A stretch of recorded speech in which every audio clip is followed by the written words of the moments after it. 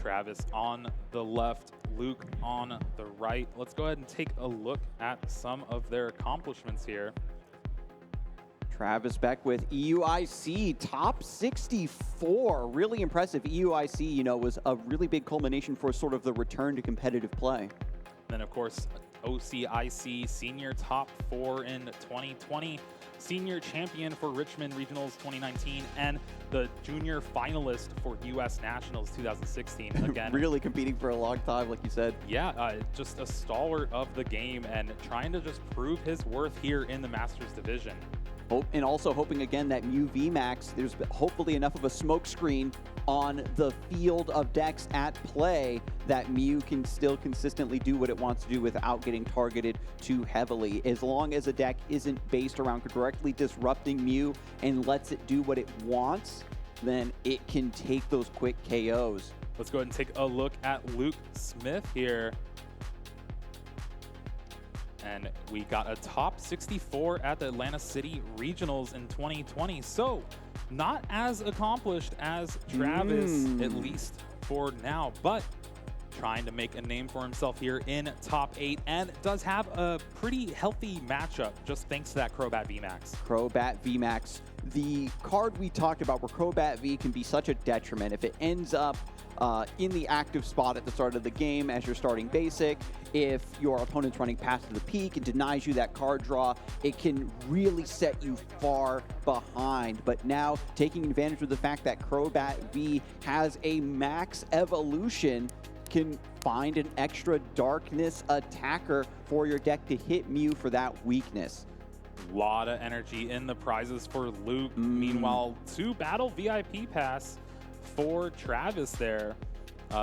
Turn 1 won't be as explosive unless we see the other few copies, but are you ready? This is the beginning of Top Cut here for this weekend. This is the moment we've been waiting for, trying to get down to these last few players. Yes, we're about to jump into the game. There's the fist bump to get it started off, Jeremy. Top 8 of the Secaucus TCG Regional Championships. Starts with a Genesect and another one to go along with it, but this hand looks all right. You have that Cramomatic to be able to search for potentially an energy, hopefully. And did that stay on the table? Looks like it was a heads. All right, the hand is fixed. We can get a card here. If you hit that heads after you discard another item card, you can search your deck for any card and put it into your hand. Perfect for finding the exact thing you need. Travis, of course, is going to take the time to take a look through the deck, take stock of what resources are in the prize cards, and the Battle VIP pass is being eyeballed already. Yeah, who needs to draw into the other 2 copies when you can just search for it here? A great start with Travis with that heads from Cramomatic. Just taking some notes. This is another thing that we've seen from time to time. As players do have a notepad available, they can jot some things down just to keep everything straight. And the Battle VIP pass is added to the hand, and we're going to play it here. Goes searching through the deck once more. There's 1 Mew V in the prize cards, but there's still plenty of what you want in the deck. Go ahead and pull those out right now. Does seem to be the double Mew V. Has that double turbo energy in hand. That is the 1 in the deck, so not too bad having it turn 1.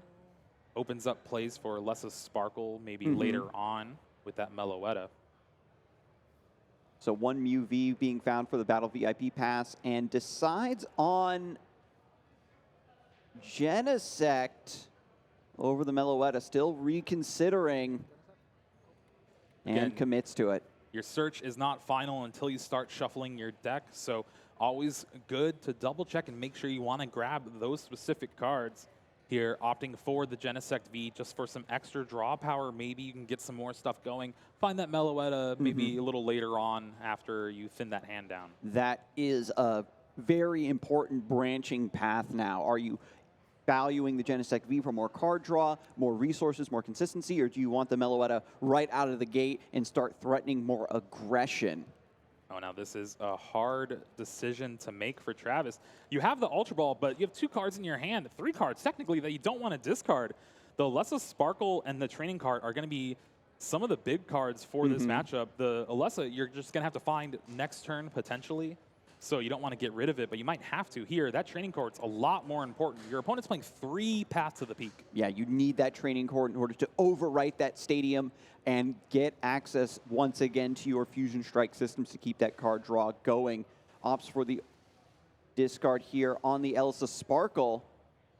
If you can just naturally draw into another one, you can still fish those Fusion Strike energies out of the deck and keep your attacks going. But for now, just going to find the Meloetta now.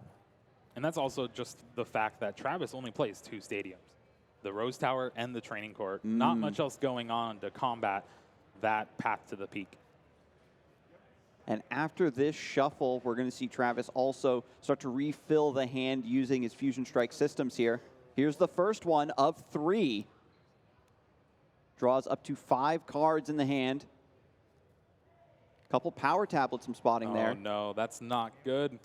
You'll be able to draw just 2 more cards with your other Fusion Strike system, but those are 2 cards you don't want to use. You want to save those so you can get a big KO on an Arceus V next turn. And another Fusion Strike system, or Fusion Strike energy. Just a pass. Just a pass. No way to thin the hand to make use of the further systems. So this gives an opportunity for Luke Smith to come into this game. Travis has a strong foundation, but no immediate threat as of yet. If we can get the Arceus set up, accelerating energies onto another big attacker, we can take a great swing back into Travis's board. Little awkward hand here for Luke. Both of his Arceus V-Stars in the hand, has to discard one of them to be able to Ultra Ball for Crobat V. No supporter available to draw some cards for Luke, so gonna have to rely heavily on this Crobat to just set up for the turn. Best case scenario, double turbo energy off the top. Double turbo energy off the top. I'm praying for it, just like you are, Jeremy. We want these games to be close. Now that we're in the top 8, it would be a real shame if, we just got a bunch of bricks, bad prizes, etc. But making it this far, the players are consistent whether or not that bad variant starts to rear its ugly head. And that's the important part. If your deck is built optimally, it's not just about doing what it wants to do, but also kind of baking in resistance to that bad luck. Opts to attach the Metal Energy just to draw an extra card here, and it was good just because no double turbo in sight for that Dark Asset ability, and we'll just have to play out the turn like normal, hopefully maybe getting another Arceus down, because even with that Big Charm, it's still pretty easy to get knocked out with that Mew. Yeah, you need the V-Star at the very least to bolster that HP total. So easy right now for one of these Mew Vs to evolve into the Mew V Max, come up into the active spot, something with Elsa Sparkle to get even more Fusion Strike energy into play to set up for that Melodious Echo attack. Finds the Bidoof off the Quick Ball. Has the Hoopa in hand, I believe, but no Trinity Charge available for Luke. So just a pass of the turn, and this is Travis's moment to turn the tides, take a big lead here. No Path to the Peak in play, no problem. This gives you access to so many resources. Rotom Phone now, you get to look at the top 5 cards of your deck and pick one to put on top, and it's super easy to get access to that card of your choice due to the Fusion Strike system. Travis is going to take a moment to just scope out what exactly I need to put on top. Oh, wow. The awkward part is Travis's hand has both of his stadiums there. Kind of were wishing that Luke played a Path to the Peak just so you can get one of these out of your hand for some value.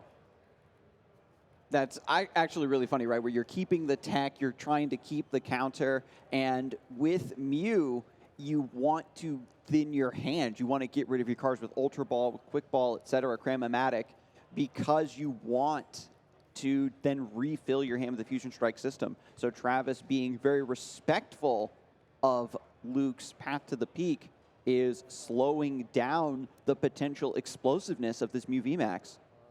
Well, here we see Training Court hit the table for Travis. You're going to have to try to draw some cards. Needs a way out of the active spot here. Plays that Power Tablet. I believe has the Mew VMAX on top of the deck. Oh, no, it was a quick ball, just to thin the hand down. Okay, so we're getting more thinning. Because there's no path to the peak, I think this is why Travis is setting it up to use as many Fusion Strike systems as possible, going for the quick ball on top from the Rotom Phone. Discarding another card. Looking for another basic Pokemon to put in the hand. The bench is full, but this is just all about thinning out the deck.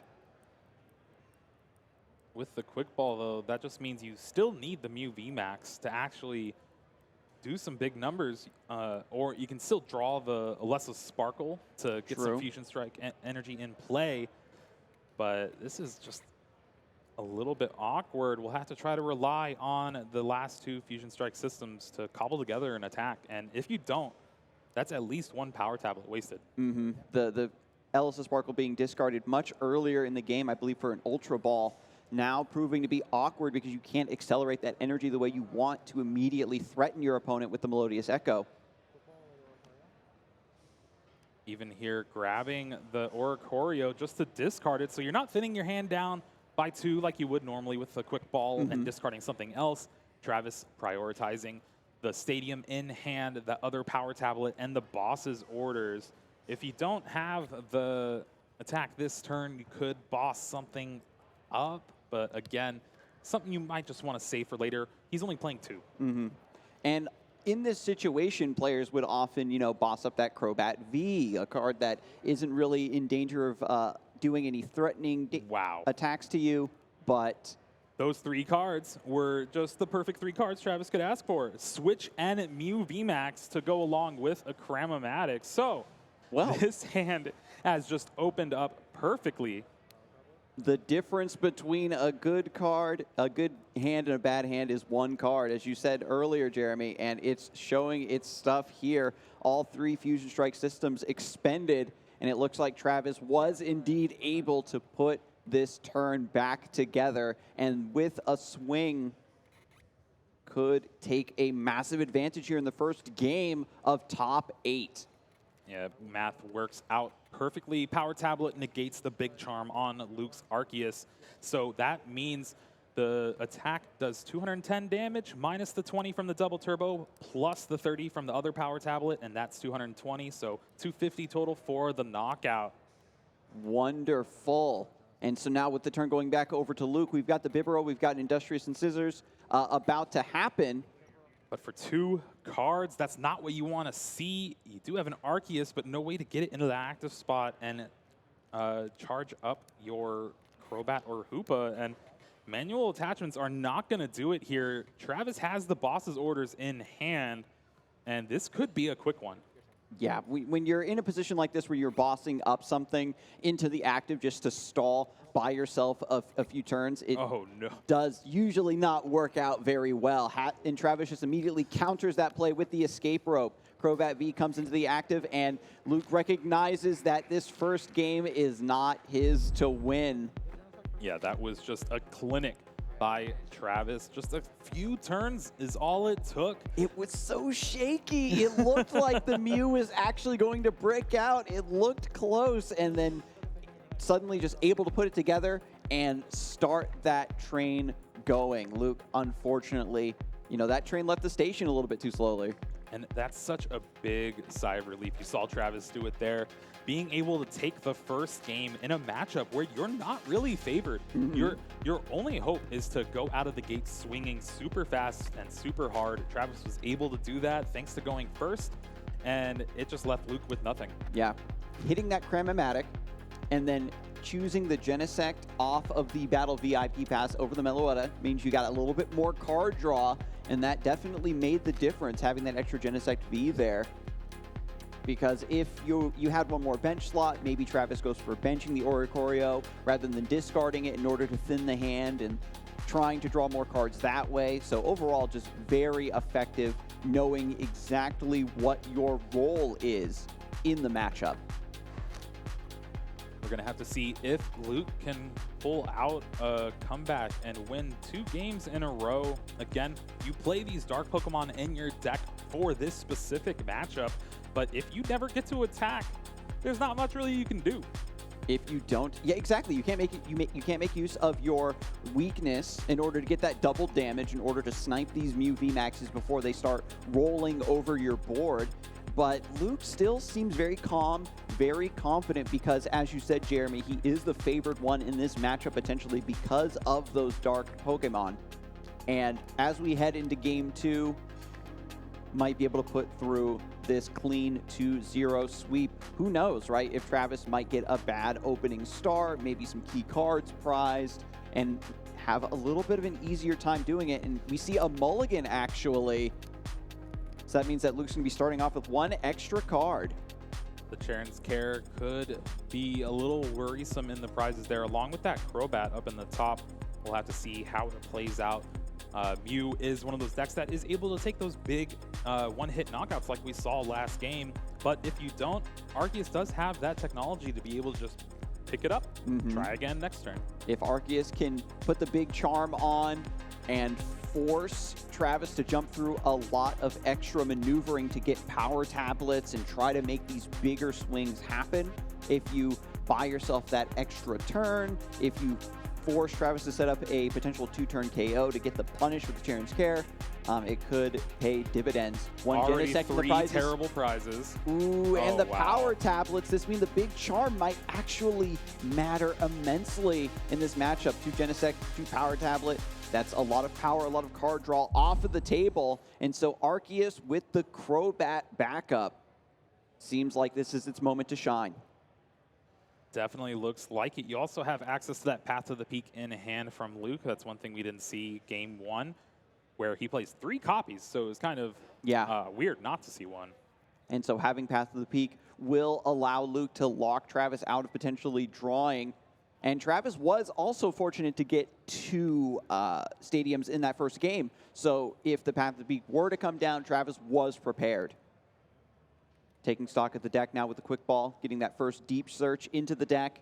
Bidoof is selected, but everything else is just, again, taking stock of the list, understanding what is prized. Looking at the hand, too, doesn't look too good, but you at least got your energy attachment with that stadium to go along with it. And, oh, never mind. There is a quick ball, so you can Crobat and Dark Asset here, at least get that down so you can get the VMAX down next turn. Deciding what to discard. Actually discards the VMAX. All right, let's go. Maybe you're just going the Hoopa route, too. Yeah, a lot of different options for attacking in this deck. So getting rid of the VMAX now while you're trying to get a solid foundation is okay. And we saw it in the first game, right, where it doesn't matter if you have your Crobat VMAX ready to go if you can't accelerate energy to it. And Arceus V is set up here. We just want to find the Hoopa. We want to get the energy attachment here on turn 1 and hopefully prepare for an explosive turn 2 attack. The thing is, though, Travis, with the way he built his Mew deck, again, we saw how good it was going first. You're able to get your Mew VMAX, get that double turbo energy, clear knockouts. But there's 3 Pokemon catcher. So you're able to really disrupt your opponent if you have access to your usual game plan and maybe even Melodious Echo early for some big damage. We'll have to see if Travis can pull it off. Does have the replacement stadium. Rose Tower kicks the Path to the Peak. Also allows you to draw some extra cards. This is going to be invaluable if that Genesect V is not found. There are still, again, 2 in the prizes, so if the other 2 can't be put onto the bench, we're going to need some extra card draw here. Discards a Mew VMAX, but Travis does play 3, so it's not too bad compared to some of the other lists we've seen. Exactly. We've actually, when Mew V was starting to get targeted really heavily and it was needing to adapt to the metagame and put in more techs, players had to figure out, but which card is actually the one I cut to make room for these techs? And we saw experimentation with all different distributions of the Mew V and Mew VMAX spread. With this quick ball, this is where you see, oh no, I prized 2 Genesect V and 2 power tablets. This game's going to be an uphill battle for sure. Genesect V is found at the very least. We can thin this hand down, draw some more. But after you've discarded the Mew VMAX, you understand how important it is to get a full bench, get that Meloetta. If you're in a position where you are going to be losing and you need to dig into your prizes to get the rest of your pieces, you have to be a little bit more aggressive. Cram-o-matic, and we have Tails. Oh, that's rough, too, because that's discarding a power tablet, meaning only one left in the deck for right now. Does find a choice belt and a switch. Not really going to do it here. You could play the choice belt, draw one card. Play the switch, draw two. Yeah, thinking, do I want to commit this belt first? Just to draw an extra card. And this is a tough choice, right? When you have to pre-commit resources like this just to thin the hand down, going for the boss's orders as well so that you can draw up to 3. That was actually not a bad draw. You get the quick ball and the Meloetta, so you can quick ball for another Genesect and draw 5 cards. Okay, Still need coming together. a little bit of help, and by a little bit, a lot of help. A lot of help. And as we head into top 8, like in top 8, we've seen it before. The players, when the chips are down, their backs to a wall, it comes down to a clutch draw.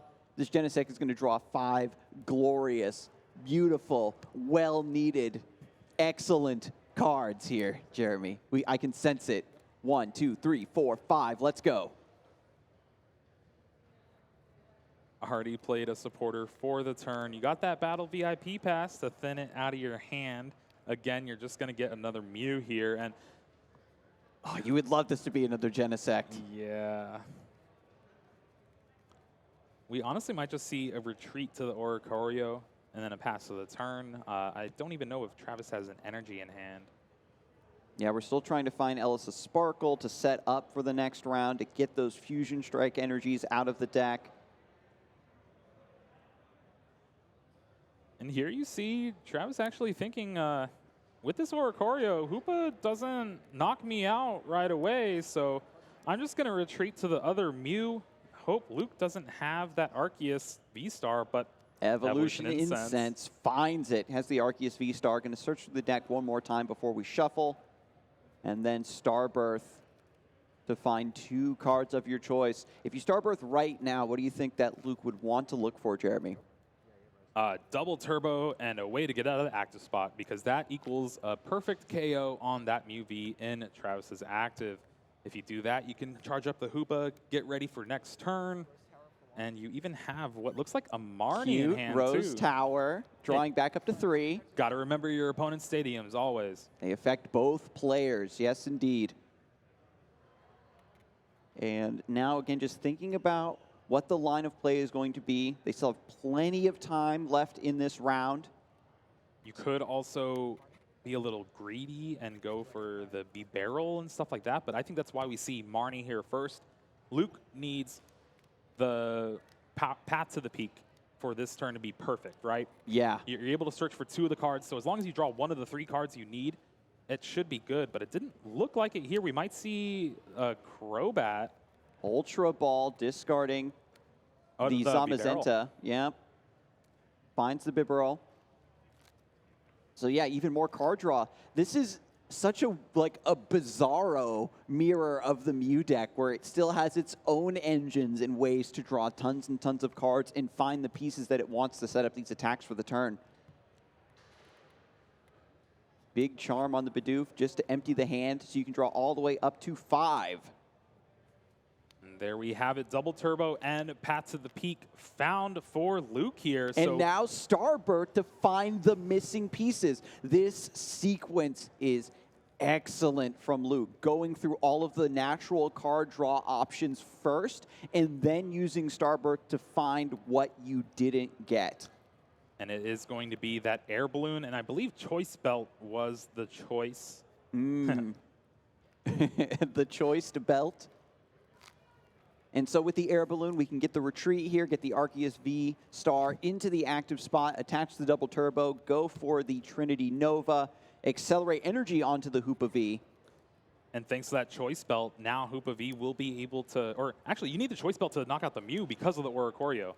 Yeah, it's the Oricorio, and then the double turbo discounting, reducing the energy. Path to the Peak overwrites the Rose Tower. So we're going to get a big swing here, and then Path to the Peak to shut off Travis's ability to draw cards and get back into this game. 2 prize cards going over to Luke after this energy acceleration. What a turn from Luke here. Has it fully set up so where you have pretty much everything you need. Your 2 attackers, your draw power in that Industrious Incisors Barrel. And now it's up to Travis to pull something together, but only having 1 power tablet available to him. Pokemon no Catcher in play. And the heads brings up the Bibarel and attaches double turbo energy. 1 more Mew V. We need Training Court in order to get this Path to the Peak out of play to activate the rest of the draw engine on the bench. It's not looking like it, and just have to hope this B-Barrel stays in the active spot. Just a pass of the turn and pray. After using that Starbirth ability, but has the air balloon and the boss's orders.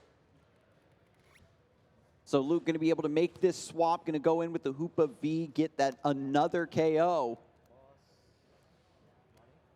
And this is just great. You have that air balloon to retreat the active. That Pal Pad shuffling in that boss's orders, and you're going to Ultra Ball for what looks like the other B-Barrel here? Yeah, just getting it out of the deck before you draw with the Industrious Incisors. And again, Luke, masterful sequencing here to thin the hand down, keep drawing back up, and this is a much better showcase of what the deck is trying to do than what we saw in the first game. Drawing back up to 5 with the first Bibarel. Does find the boss here. And now the retreat. You don't really need it, though. Just take the knockout. Yep, going into Arceus V-Star. It's still fully powered up. Has the double turbo offset by the Choice Belt. And Mew V goes down. 2 more prizes to Luke Smith. 2 prizes left now. Travis Beckwith still needs to take 6 and is struggling to find an attacker, and Scoop's going to take this to game 3. First match of the top 8. A very different turn 1, turn 2 from Travis there compared to those first turns that we had in game 1. Just no real attack coming from him there, and Luke's probably like, oh, you got it coming to you, because that's what happened to me game 1. now we go to game 3. Maybe both of us can attack. Game 3, Travis now praying, Genesect, stay out of the prizes, get in my deck, get onto the bench, and draw me cards. After all of this time, look at the records, 10-2-2, 10-2-2. These players are very evenly matched. Despite the matchup disparity, we can still see that when one player is favored or the other, with clean plays, with a little bit of luck, you can still find these wins. And so here we are in game 3 with so much on the line. And plenty of time left to go. That's just one of the things when you're playing Yes. Mew against the deck. You either win really fast or lose really fast. Win by the Mew, die by the Mew. So much time left as well means that these players are going to take that much more time to think about their plays. Sequences that might seem obvious and decks that normally play very rapidly can now take that extra breathing time to really calculate these lines and plan for the future turns. Looks like a mulligan here from Travis. Not starting off things too well, but does get to go first this game, so silver lining. 1 mulligan already. This is what happened at the start of game 2.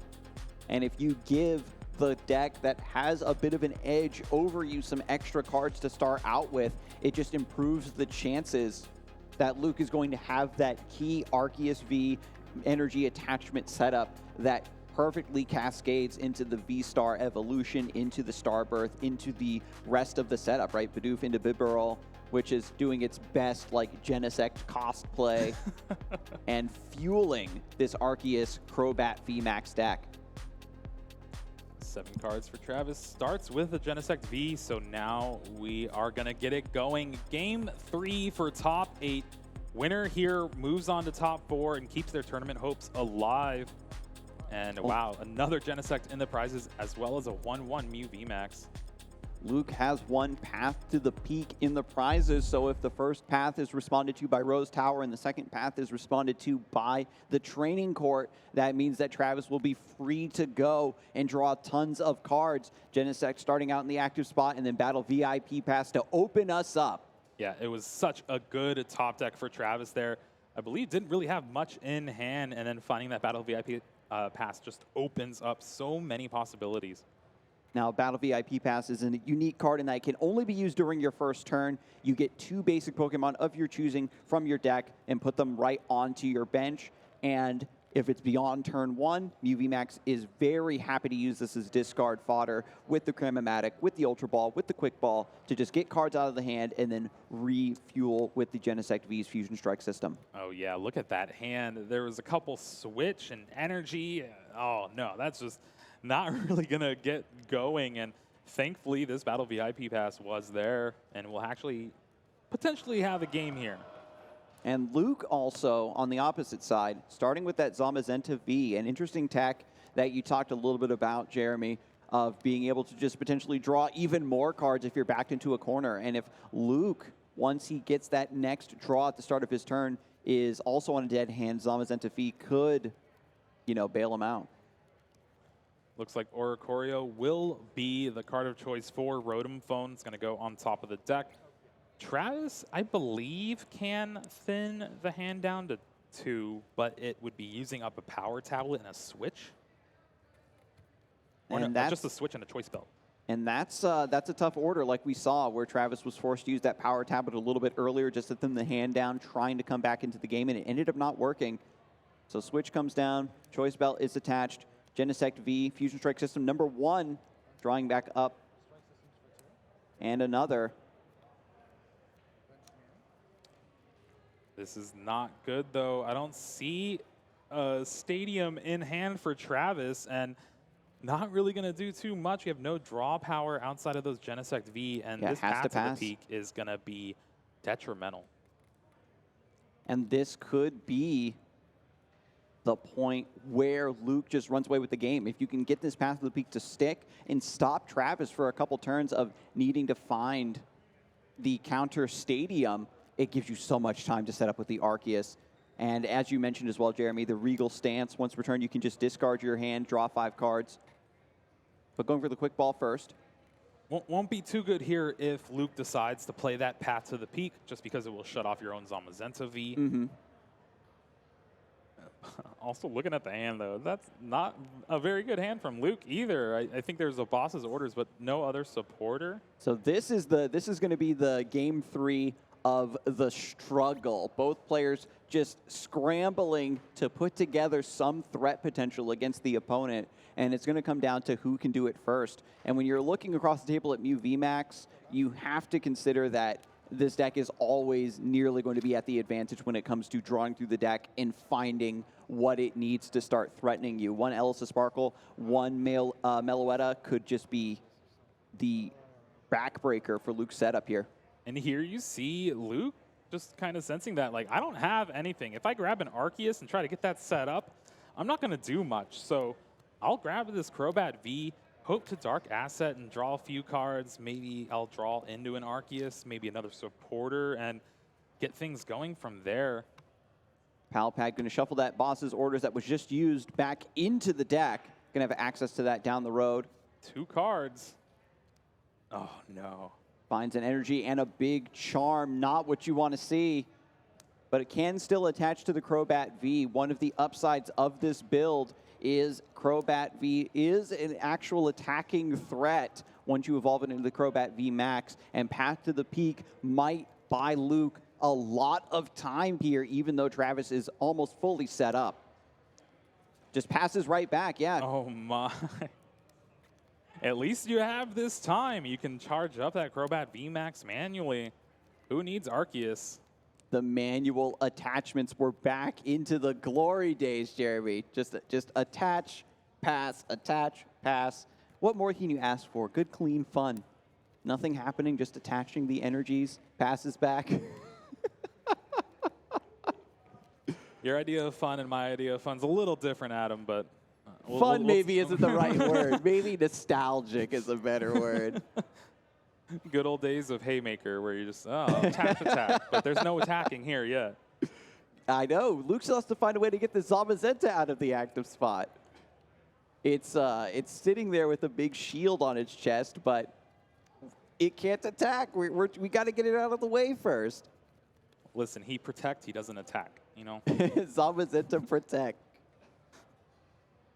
And Psychic Energy on that Mew V, but this is all Travis can do here. You have a switch to switch the Genesect, but you are not going to deal back. 70 damage. This path to the peak buying Luke so much time to pivot into this Crobat VMAX and get a Dark Attacker up and running. Here's the double turbo energy attached to the active. That allows you to retreat now, and you can stealth poison, but no, just opting to pass. How much value can Luke get out of this path to the peak? I'm going to push my luck. I'm pretty sure you won't top deck another counter stadium. And then Travis passes back. So many turns have gone by, but nothing has happened as of yet. And now with Zamazenta V holding back the floodgates of Mew VMAX alongside the path to the peak, it's just about time for Crobat VMAX to come off of the bench swinging. Yeah, finally, Luke was able to find a good supporter in that Professor's Research exactly right on time. And now you got to get things going, but I didn't see another Dark Energy. Yep, just attaches the double turbo. Still has to find the Arceus V-Star to have, again, that extra attacking potential, that extra energy acceleration, even if the path is stopping your Starbirth. Ultra Ball now. On top of everything, if Luke can get a Bibarel set up, then that's going to be many more resources flying to Luke, where Travis is stuck with just one draw per turn until a stadium is found to get rid of the path to the peak. And Luke is going to jump way out ahead here in the third game. The tiebreaker here in top 8 Secaucus Regional Championships. Now, I do love this play of retreating to the Arceus V with the extra double turbo energy. Now you get multiple things set up as well as the Arceus. So if Travis does nothing yet again, which looks like he will not, that means you are very good position for this rest of the game. Wow, Path to the Peak was a stadium that really fell out of favor for a long time. And once it came back into the scene to stop the Genesects, the Mew decks were running 2-3 stadiums, and now it's just not enough to consistently answer this path. Even though you have the training court in the Rose Tower, when they aren't there when you need them, you suffer under the effects of Path to the Peak so much, just canceling out the abilities of all rule box Pokemon. And here you have Ultra Ball discarding the cards in the hand.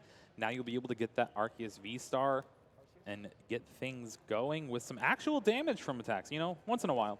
Damage? I completely forgot what that is, Jeremy. There is no damage. This is just a game where you build a fun little village on your side of the board of your favorite Pokemon, and they all just have a party. That's my mistake. All right, Professor's Research discards the hand yet again of fresh new 7 cards. I bet Travis could use a couple of those right about now. Professor's Envy. Looking across the table and seeing your opponent draw 7. Attaches the air balloon. We've still got the Industrious Incisors. We can thin the hand down, draw more. I already used it for the turn before the Professor's Research. Okay, good. Don't want any mis-sequencing here. Sometimes if you do get far ahead, you can forget one step, like we did kind of see earlier in the broadcast, and that can give your opponent a little bit of an edge. So now Mew comes up after the knockout. Yeah, thanks to that Choice Belt, being able to get the numbers necessary to get the knockout on that Genesect V.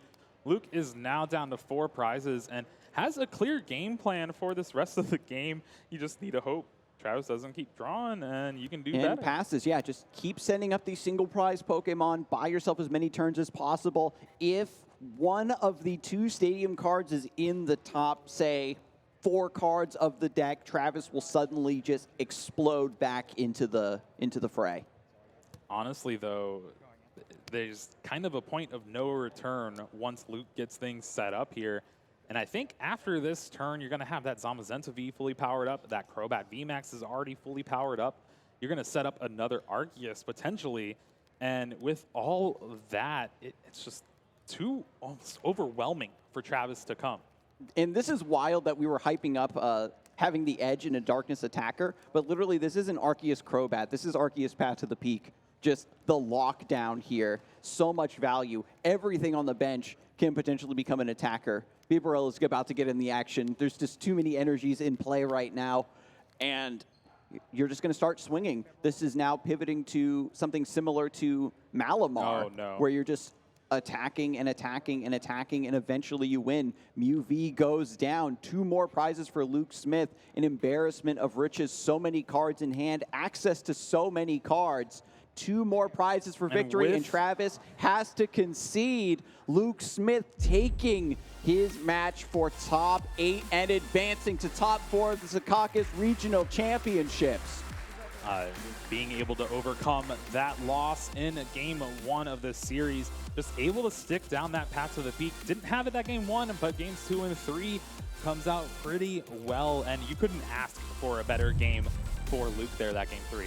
When all of these Arceus decks are putting in the dark Pokemon, that is still the reason for it. Even if the Path to the Peak wasn't found, because of the ability to have that potential to get the double damage, get that big burst of damage, you can still find an advantage in that matchup. But locking your opponent out of drawing cards with Path to the Peak is basically what so many other archetypes are just trying to do artificially. Again, with the Malamar decks that we saw, where they use the Max Jammer to put that card onto the bottom of the deck, then they Marnie you, etc., etc. And sometimes Path to the Peak is fine. If my opponent is bricked, bam, and then you're in top deck mode. And so many unlucky dead draws. We would have liked to perhaps see, right, one of those stadiums come off, see Travis put up a bit more of a fight there in game 3. But, I mean, when it comes to deck building, when it comes to the matchups, them's the breaks. Yeah, and looking at some of the other games for top 8, I believe they're all going to game